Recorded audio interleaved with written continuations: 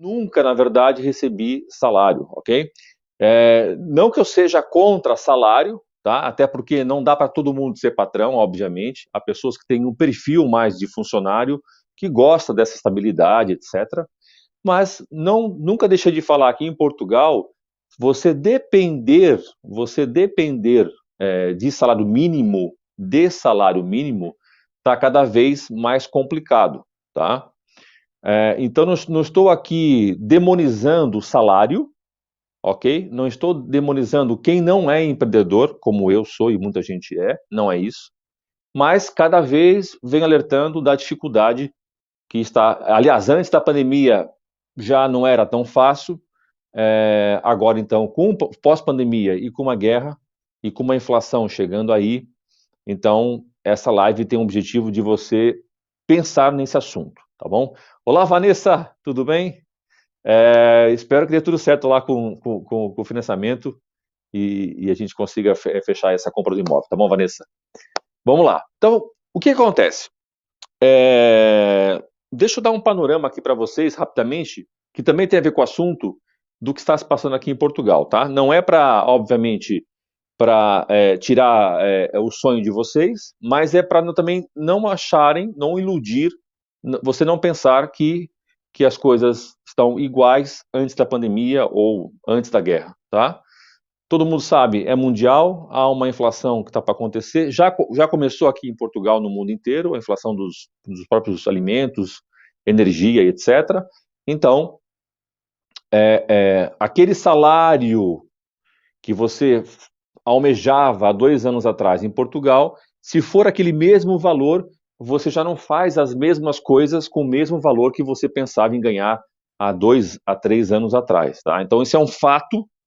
E a tendência durante um tempo, as crises costumam ser de 4 a 7 anos, a tendência é ser assim, tá bom? E piorar talvez um pouquinho.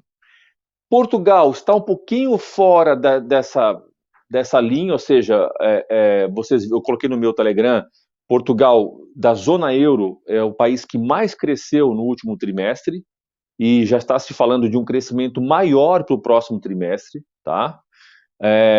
Não sei quem acompanha a economia, eu gosto muito de ler sobre economia, vocês viram que a China vai crescer menos que 5%, que para a China é uma coisa que não tem, surreal, não é? A China sempre esteve habituada com números maiores, isso para mostrar para vocês que Portugal está um pouquinho fora da curva, mas obviamente vai ser afetado também com a inflação e etc, sem nenhum problema. Agora, quando você fala também do mercado imobiliário e que reflete também um pouquinho o turismo, Portugal também está fora da curva, porque ao mesmo tempo que existe uma guerra, você tem, infelizmente, pessoas que estão fugindo da Ucrânia, que isso é triste, mas também você tem muita gente à volta da Ucrânia, países como Polônia, por exemplo, que estão virando os olhos para Portugal, os alemães, tá? Os gregos também estão um pouquinho longe, mas já estão um pouquinho preocupados. Aqueles países juntos, a Romênia também, estão olhando, estão de olho em Portugal para viver em Portugal, tá? Então, ao mesmo tempo que você tem muita coisa que não está melhorando, você tem um lado muito, muito interessante como o turismo e a área imobiliária que está crescendo com muita força, tá? Porque Portugal é muito bonito, né? Tem coisas maravilhosas, comida boa, um país muito, muito rico, né, em cultura, em diferentes lugares. Eu costumo brincar que em maio você pode, de repente, estar pegando na Serra da Estrela, você pode esquiar na Serra da Estrela de manhã, pegar o seu carro, ir para o Algarve e provavelmente pegar um dia de sol, um final de tarde de sol no Algarve no mesmo dia, entendeu? Então, nesse sentido, é um país muito atrativo, tá? Então, talvez por isso, e outros contextos também, Web Summit, mais tecnologia, mais empreendedorismo em Portugal, Portugal está conseguindo sair um pouquinho fora dessa curva dessa crise, tá? Vamos ver quanto tempo isso vai durar, mas é fato, existe uma crise mundial para acontecer, tá bom?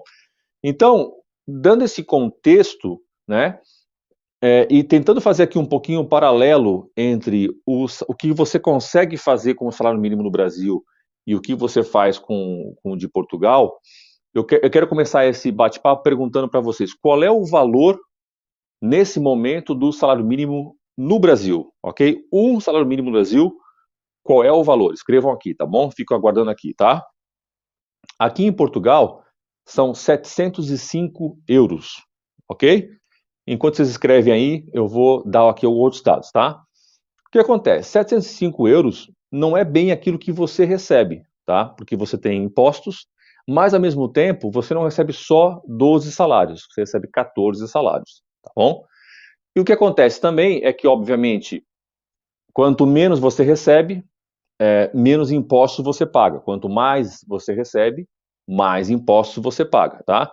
Então, por exemplo, famílias que tenham dificuldade financeira para viver com o salário mínimo em Portugal, muitas vezes não pagam a maioria dos serviços públicos.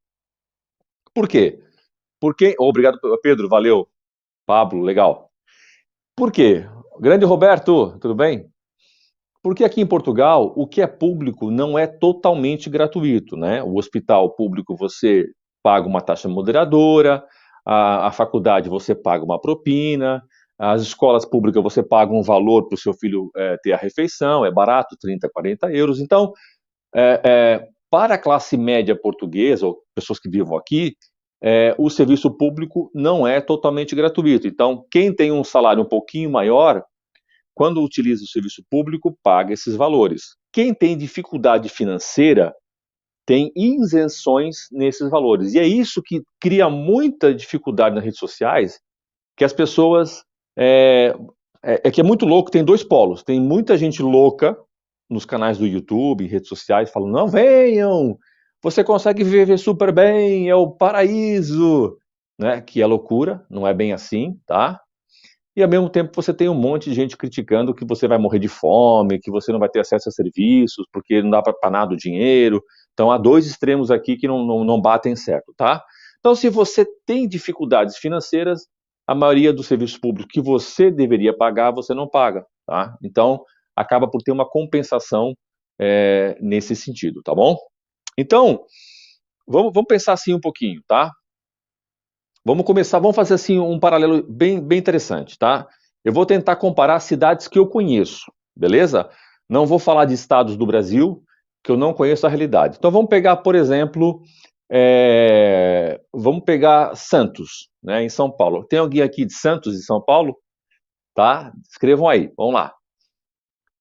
Eu até brinquei, o meu primeiro vídeo sobre Caldas da Rainha, que foi em 2017, eu falei no vídeo que eu achava que Caldas da Rainha tinha uma cara de Santos, tá? Então, Caldas da Rainha está a 80 quilômetros de Lisboa. Santos está o quê? 60, 70? Eu morei em Santos muitos anos. Tá? Então, dá mais ou menos a mesma ideia, ok? Tá? É uma cidade aqui, tudo bem que Santos, em termos de população, é bem maior, tá? Mas a gente consegue fazer uma comparação, porque seria ridículo eu comparar, por exemplo, Caldas da Rainha com São Paulo, né? Caldas da Rainha com o Rio de Janeiro, capital, entendeu? Não faz sentido. Então, eu vou tentar encontrar aqui alguma realidade parecida, beleza? Vamos lá. Se você for morar ali no Gonzaga, né, no Gonzaga, e você for alugar um apartamento de 2 quartos no Gonzaga, quanto é que custaria hoje o valor total desse apartamento, tá? Contando que no Brasil você paga o aluguel, você paga o condomínio e você paga o imposto do imóvel, tá? Aqui em Portugal, você quando paga, por exemplo, 500 euros, o valor do arrendamento é 500 euros. É só 500 euros, você não paga o condomínio do prédio, você não paga o imposto do apartamento, tá bom? Então, aqui em Caldas da Rainha, 2 quartos agora, você vai conseguir mais ou menos, se você pegar o centro de Caldas da Rainha, um imóvel mais antigo dos anos 60, 70, sem elevador e sem garagem, você vai pagar aí a volta dos 500, 550 euros. Não é um imóvel bacanão, entendeu? Novo, não, tá? Se você quiser um imóvel mais novo, né, melhor, às vezes com garagem, ou então só com elevador sem garagem, você vai pagar 650 euros, tá bom? Mais ou menos 650 euros, tá? Então, vocês vão ver que eu já fiz essa pesquisa também em relação a algumas cidades perto de São Paulo, como Campinas, São Paulo, Santos. Vocês vão ver que um salário mínimo brasileiro, você não consegue pagar todas as despesas que você tem no imóvel para um salário mínimo, tá? Enquanto que com 705 euros você consegue pagar o arrendamento e ainda te sobra dinheiro, tá bom?